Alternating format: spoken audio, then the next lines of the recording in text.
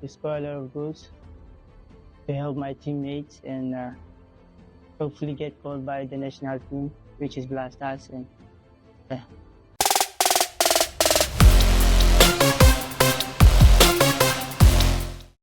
Well, Daniel Afryie Barnieh just cannot stop scoring at this point. Well, consecutive games so far in the Swiss Challenge Cup has seen Afryie Barnieh find the back of the net twice. Yeah, you heard me right. He's a joint top scorer currently with his new club, Aarau FC. He scored today versus Zamax in their 2-0 win in the Swiss Challenge Cup. He's finding his feet at the right time. A good time for him and his team to feel him after he made that switch from FC Zurich. There were calls of doom. There were probably calls about the fact that he wasn't cut out for it.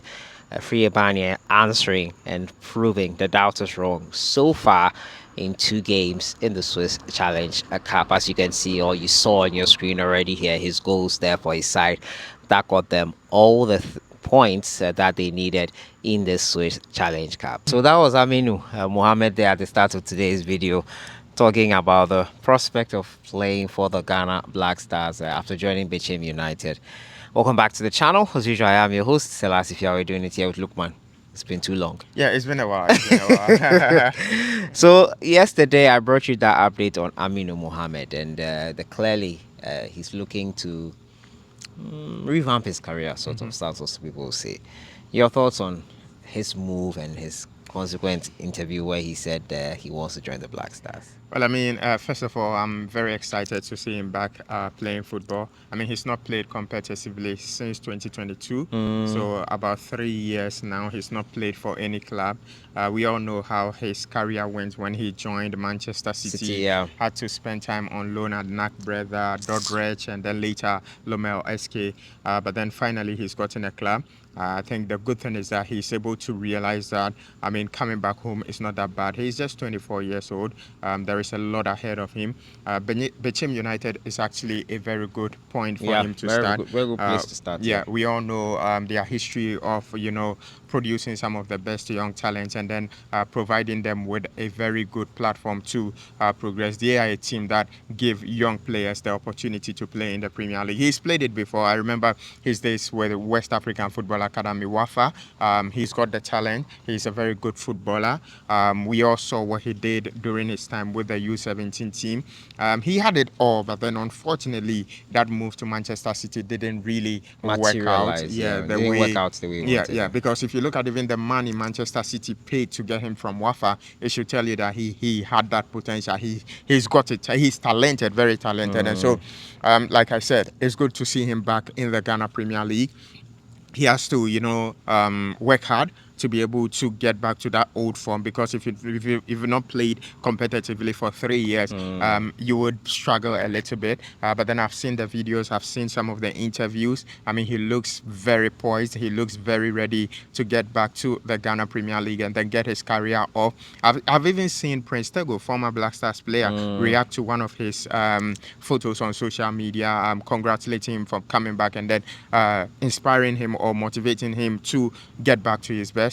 For the fact that he's already thinking of the senior national team, that should tell you that he has a lot of he's looking forward to producing some very good performances. And for me, that should also serve as the motivating factor for him. If the Black Stars is where he sees himself next, then it means he has to work hard. We all know how difficult it is for players from the Ghana Premier League to break into the senior national team. In recent times, it has been only goalkeepers and then defenders. We hardly see midfielders and then even attackers from the local league play for the senior national team. So he would have to work hard. But then he's got that potential. Most of his mates from that under-17 team, Mohamed Kudus, Ibrahim Sadiq, there is Najib, who is now playing for the Nigerian national team. I mean, these are players he played with, and they are now playing for the senior national teams of their countries. And so it is a good time for him to look at that and then say, hey, I'm going to go in there and then give my best and probably break into the senior national team. We can only wish him the very best. I think it's a career that's looking to be revamped, a career that's looking to be jolted back into shape. Yeah. We hope that Aminu Mohammed grabs this opportunity Bechim have given him with aplomb and Yeah. delivers, Yeah. because it's pretty important for him. It's pretty important for everyone concerned with the youngster who it has been a dip in form and in career wise. So we can only wish him the very best. We saw today the CAF Confederations Cup and the CAF Champions League draws. By the way, don't forget to subscribe and click on that notification bell. What are Ghana's chances? First of all, let's talk about Kumasi Asante Kotoko. It's a Ghana-Nigeria game, Aarau United. Before we head into BBN Gold Stars, it's going to be an interesting game. Ghana-Nigeria rivalry being renewed at the club level. But some are already jumping the gun in looking at who Kotoko will face next. I don't like to do that. You never know what will happen. Football can go crazy. But first of all, Kotoko's chances, can they make it? It's no longer called the money zone because they are getting 100K to start. But can they make it to the group stages? Well, I mean, the group stages itself is a long way. Yeah. I think they would have to be taking it one after the other. Aarau United shouldn't be ahead of for Kumasi Asante Kotoko. They are just 28 years old or 29 years old. It was a team that was formed in 1997 or 8 years. So they are not quite that a young side. In fact, they didn't even automatically qualify for the CAF Confederations Cup. They had to, join the competition by virtue of winning the Federation Cup, which is the equivalent of the Ghanaian FA Cup. FA Cup, okay. Yeah, and so and that was their first trophy in 28 years. So it should tell you that they are a very young side. Last season they finished 14th out of I think a 20-team league in the Nigerian league, and so they are not that experienced. But then when it comes to Ghana-Nigerian football, I mean, it's beyond just form and then history. It also comes with some level of rivalry, and we all know how these games can be fiercely contested. But then one thing Kumasi Asante Kotoko can look at is the fact that in recent years, Ghana has had a very good record against clubs from Nigeria. Mediama eliminated Remo Stars.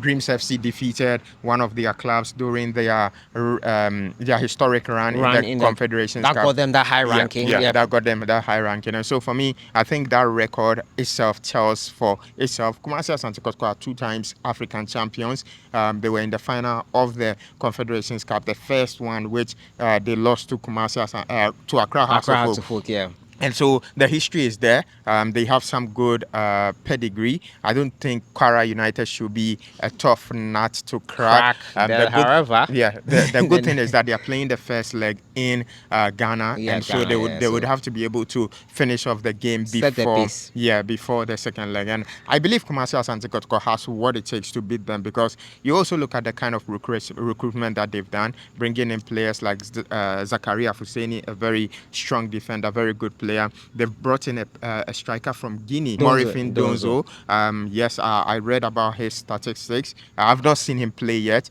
but then his record looks quite good. And then you have players like Emmanuel Enchi. You have there is Kwame Poku, another very experienced player. And so for me, I think Kumasi Asante Kotoko's chances are bright. They should be able to cross this first hurdle. And why that next? So it's always going to be like you said, nobody wants to talk. Let's not jump the gun. We're not going to talk about why that. We're not there yet. Aarau United is the opponents we're going to face. But let us know what you think in the comments box. On to BBN Gold Stars. This will be their first time in Africa. It's in the CAF Champions League, and they will be facing an Algerian side, another North African side in this one here.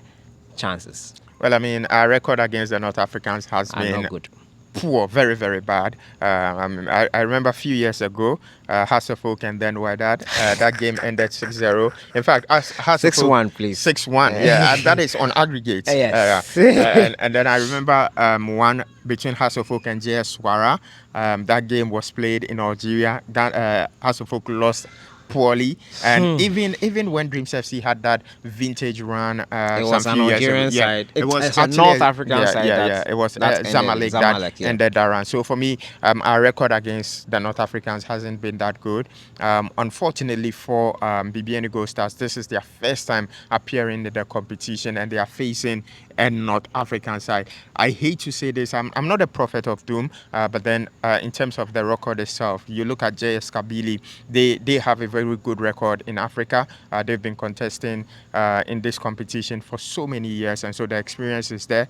They know how to play in this competition. I mean, they've been in the group stages in recent times of the Confederations Cup, and so it will be a very, very difficult one for BBN Gold Stars. But then I've seen them also bring in some one or two players. They even signed Samuel Tedeku from Kumasi Asante Kotoko. He recently joined Kumasi Asante Kotoko, but then I think he's moved to BBN Gold Stars, and they brought in other players too. And they have a very experienced coach. Frimpong Manson is very experienced. He's played at the highest level, and then he's been able to win the league with them. I think they would do their best. They would, but then it won't come easy. I have a little bit of doubt in this BBN Gold Stars. Treading cautiously on that prediction there. Exactly. But let us know what you think in the comments box. BBN Gold Stars, first campaign in Africa. It's against North Africa. These guys are mostly experienced, and we hope that they can get over the line eventually to the next round, which will be another round of matches they have to play before the group stages itself. The games will be taking place in September and October. We wish our Ghanaian contingent all the very best, and this is where we'll close for today. Talking to you about Ghana's chances in the African Interclub competitions, Kotoko and BBN Gold Stars, and Aminu Mohammed, optimistic of a World Cup. Thank you so much, Lukman. You're welcome.